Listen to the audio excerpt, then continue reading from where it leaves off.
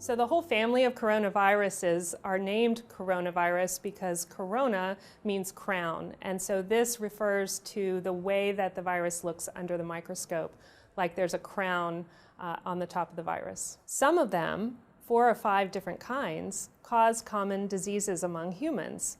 Everything from the common cold to mild or moderate respiratory illnesses. Other kinds of coronaviruses affect animals.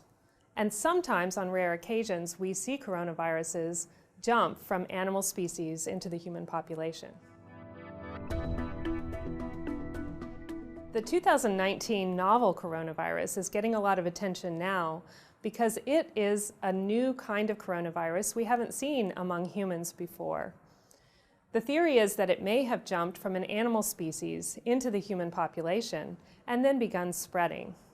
We have seen some people that have died of this disease, and we know that there are already thousands of cases.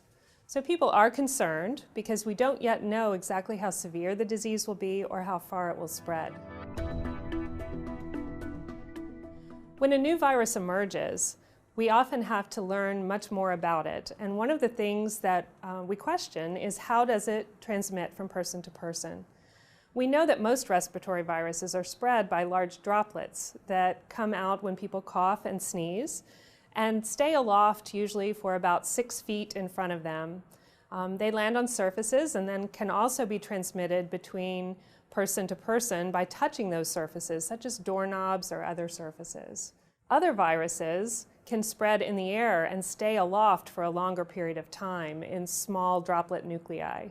For this current 2019 coronavirus, we're not yet sure whether it is droplet or airborne transmission. So we're erring on the side of caution and taking protection as if it was spread by the airborne route.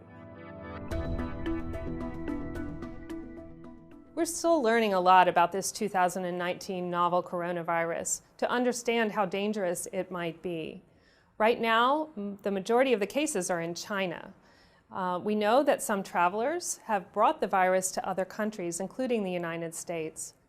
I think one of the main things to keep in mind is that this is respiratory virus season, and we have other respiratory viruses like influenza that we need to take precautions because we know we have thousands of cases and thousands of deaths in this country every year from influenza.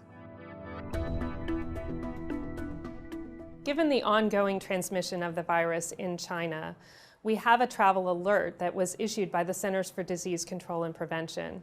So at this time, until we know more, avoid non-essential travel to China. Johns Hopkins Health System and health systems across the nation are busy right now preparing to safely identify, isolate, evaluate, and care for patients with the 2019 novel coronavirus. We have the capability of doing this safely by utilizing personal protective equipment, by implementing travel screening so that we can quickly identify patients who have risk factors for the disease, and then implementing isolation precautions, the use of personal protective equipment, and other measures to make sure that we limit the spread of the virus.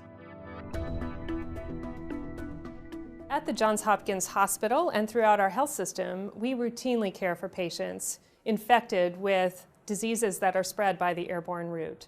So we have expertise to do this safely.